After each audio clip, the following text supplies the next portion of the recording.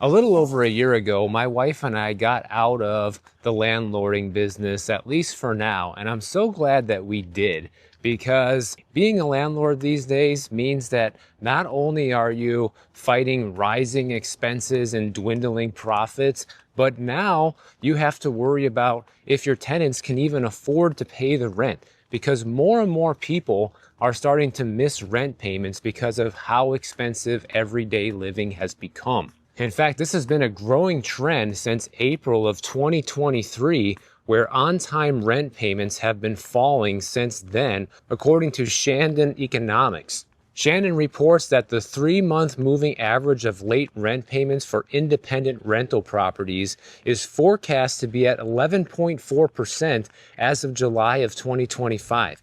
In July of 2024, an average of 9.3% of rental payments were late. So that is a 2% increase in just 1 year. That might not sound like a lot, but that translates into millions more people being late on their rent this year versus last year. And obviously nobody should be surprised that that's the case because everything has gotten far too expensive. And to be able to keep up with everything, well, we know people just can't. So they don't pay things that don't have immediate consequences. People stop paying credit card bills. People stop paying the rent. People stop paying medical bills. Anything where you're not going to see an immediate problem for not paying, those are the type of bills that people put off and pay late or don't pay at all.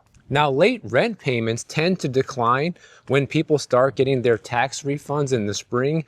However, the late rent payments in May were still more than 2.3 percentage points higher than the same time last year. So consistently throughout 2025, the late rent payments have been up over 2% throughout all of the year so far. Now, Shandon Economics does report that even though more people are behind on the rent, that eventually they do catch up.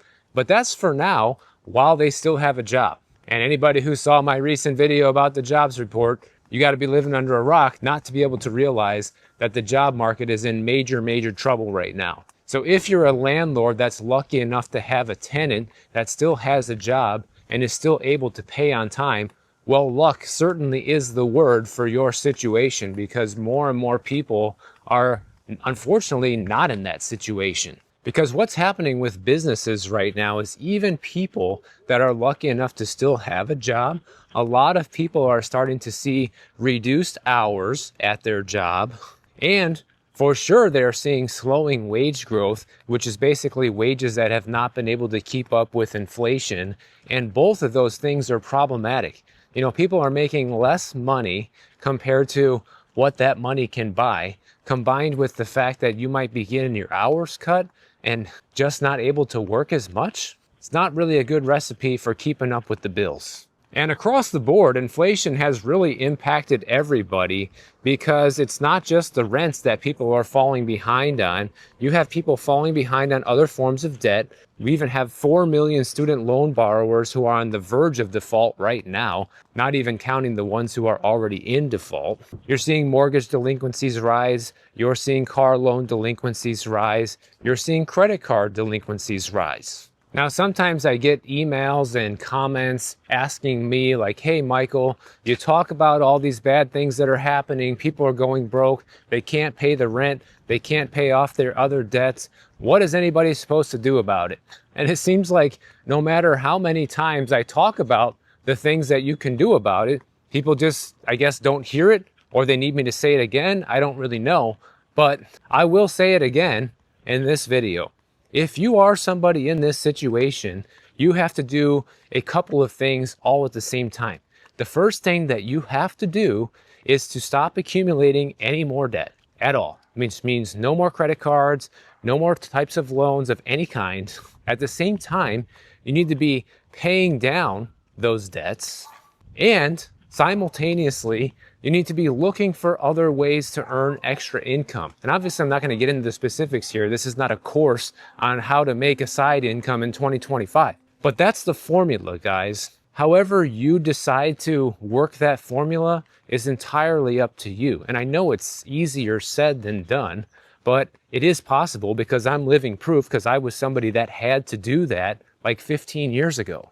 Sometimes people forget that this isn't the first time we've been in a bad economy. And last time we were in a bad economy, I was a lot younger and I was in this very same position where I could barely pay the rent, where I had debt and I wasn't making enough money to pay the bills because the expenses were too high. And I am not a genius, guys, but I just followed that formula I outlined. Let me show you this real quick. I've never seen this. It looks like they're moving this house or elevating it or something like that. I've never seen this before. Literally a house on blocks. Maybe they're replacing the foundation. I don't know. Sometimes they actually move houses. Naturally, the easiest way to make extra money in 2025 is to turn to the gig economy. A lot of people do DoorDash or Uber or some other type of delivery app like Instacart or TaskRabbit, things like that, guys. Those are things that basically anyone can do. You are going to need a car or some sort of transportation method. In Miami Beach, where I live, for example, I see a lot of people doing DoorDash and Uber Eats on electric bicycles because then they can really save money and don't have the upkeep cost of a vehicle and are able to pocket a little extra profit using that. I chose a different route when I was in this situation rather than pick up a second job because I was working real estate full time back then. I decided to just work longer hours and harder at real estate and make that work, simultaneously having virtually no expenses, no debt payments besides getting out of the debt that I had, just the rent and the basic food and necessities, and that was it.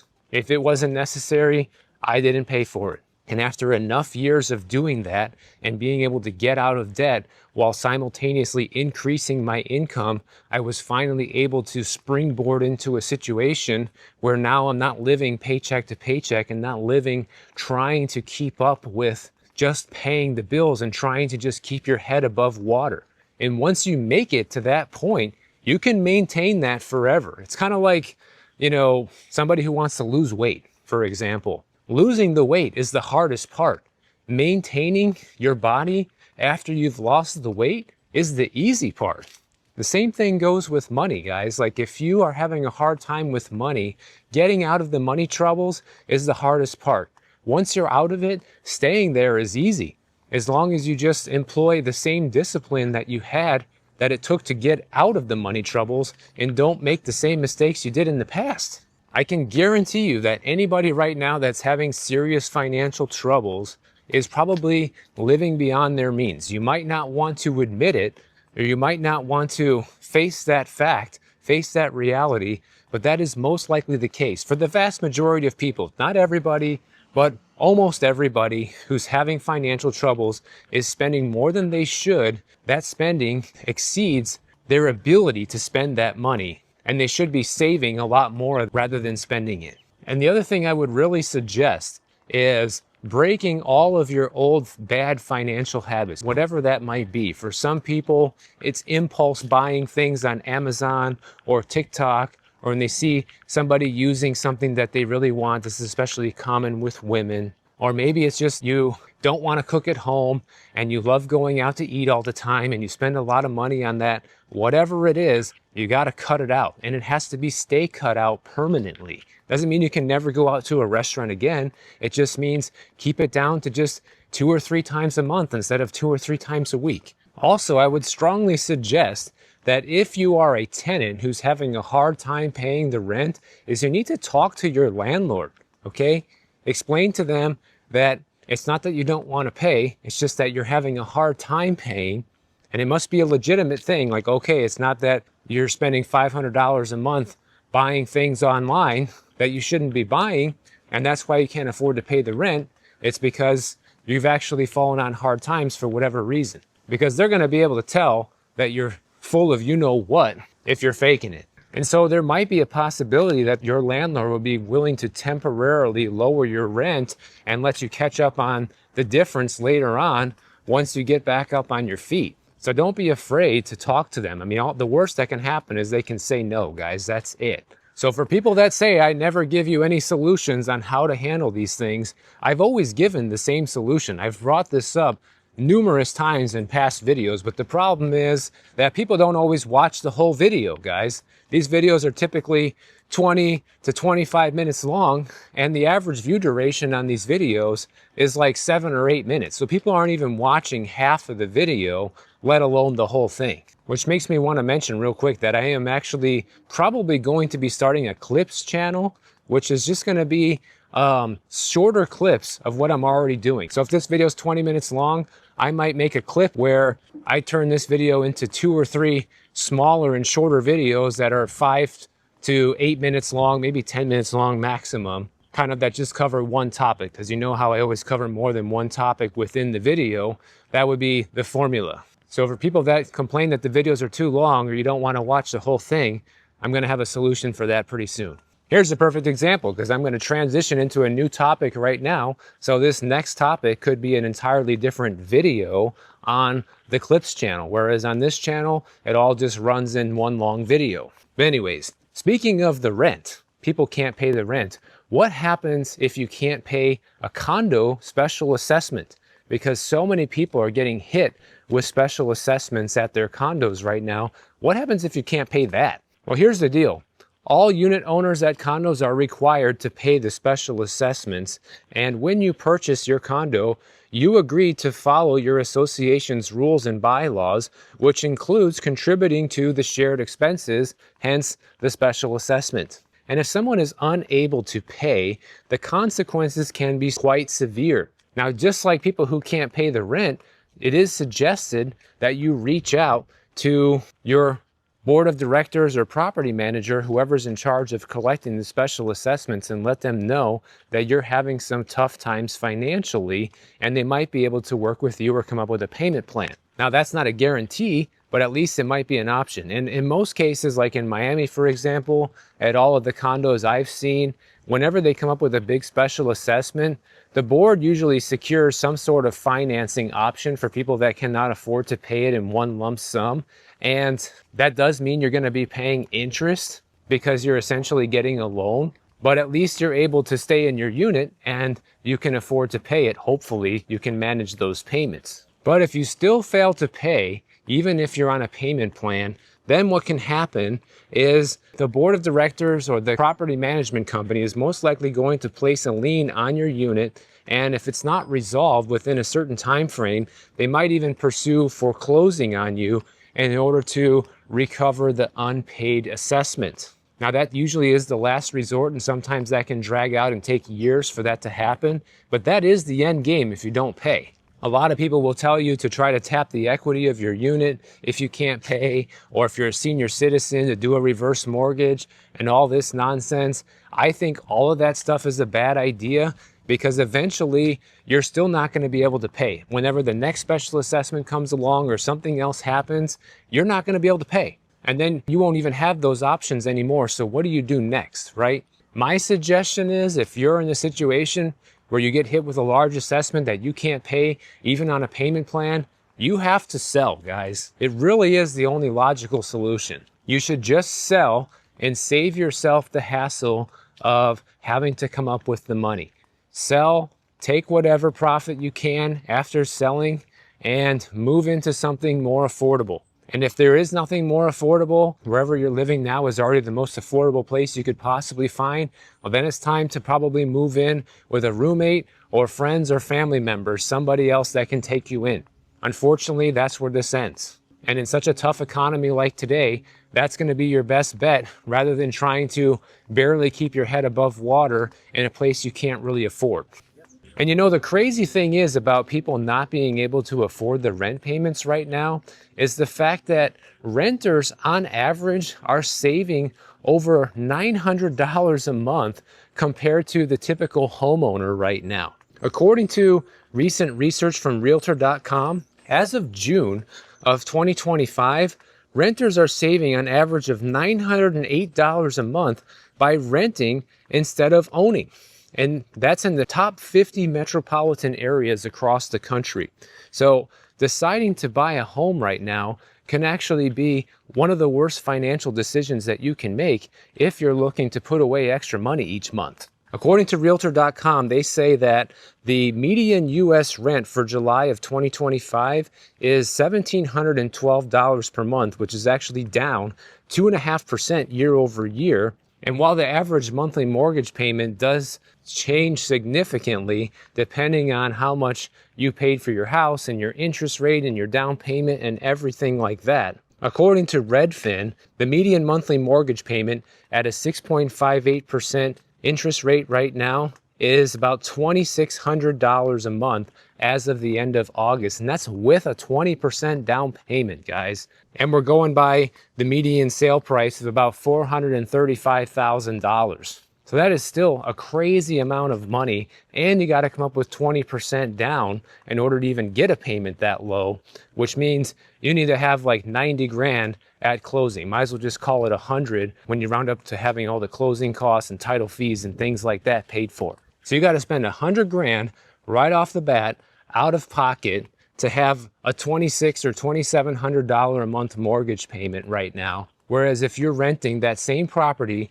you could be paying $1,700 a month. And even with that massive savings, that $900 or $1,000 a month savings, being a renter, people still can't afford to keep up with the bills. And frankly, neither can a lot of homeowners. That's why you're seeing so many homes for sale right now and nobody buying them. I mean, who wouldn't choose to be saving 40% every single month on their monthly housing payment? That's what people are choosing. They're choosing that 40% savings, and in many cases, about 14% of the time, still can't make the payment. Now, I'm definitely not saying this is the case everywhere and that everybody who's renting is paying less than somebody who's an owner.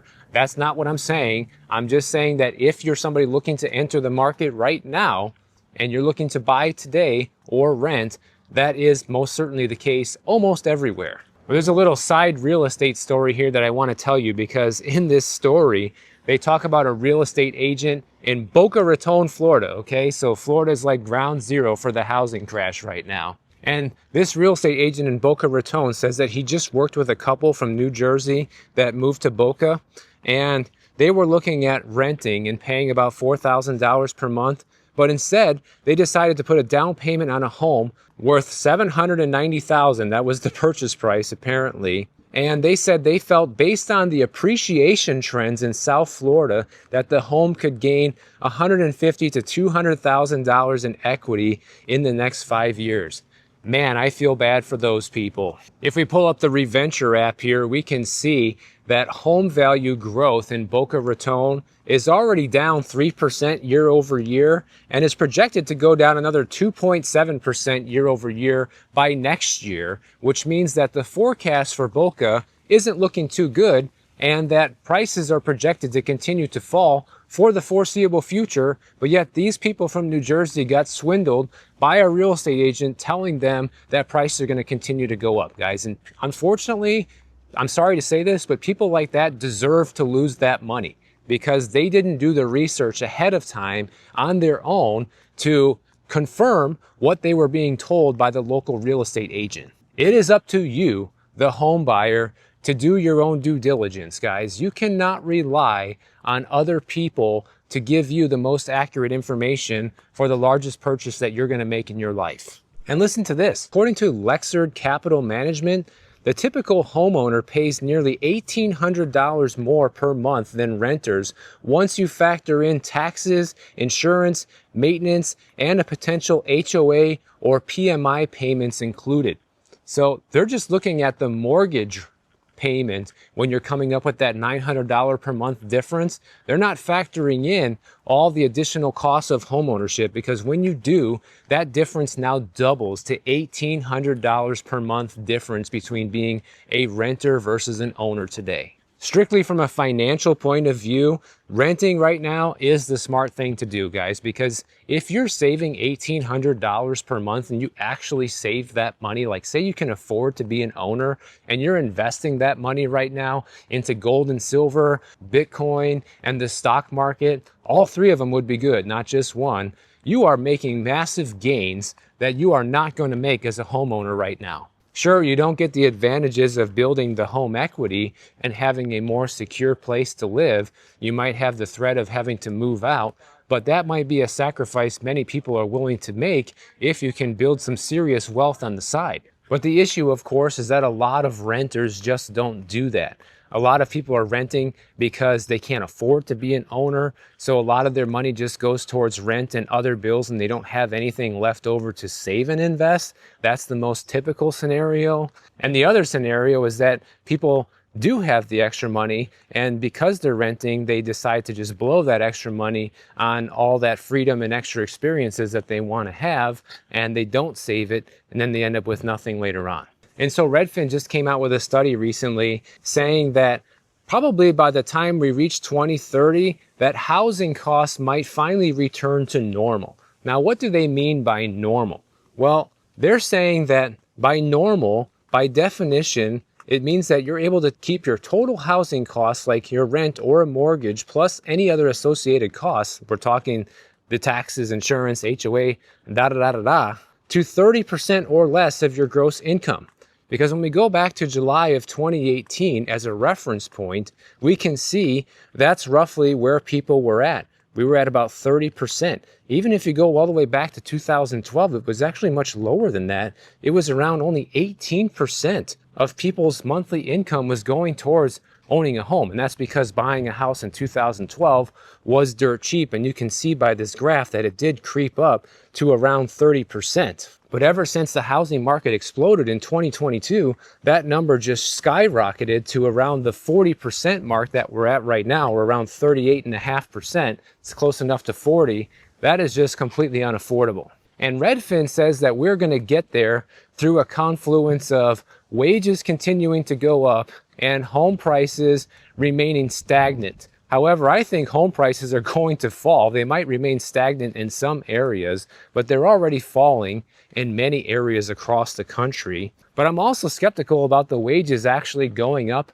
enough for that to happen. Redfin is also assuming that mortgage rates are going to kind of remain where they're at right now, around the 6.5 to 6.7% mark, which is kind of ironic because all the predictions were saying that mortgage rates were supposed to be below 5% by now. But honestly, I think if we continue to stay in this awful spiral that we're in this economy where AI is rapidly replacing many different jobs and the wage growth is not really keeping up with inflation, because obviously inflation is still a problem, and there is high speculation that the Fed is going to cut rates in the middle of September, which is going to make inflation worse.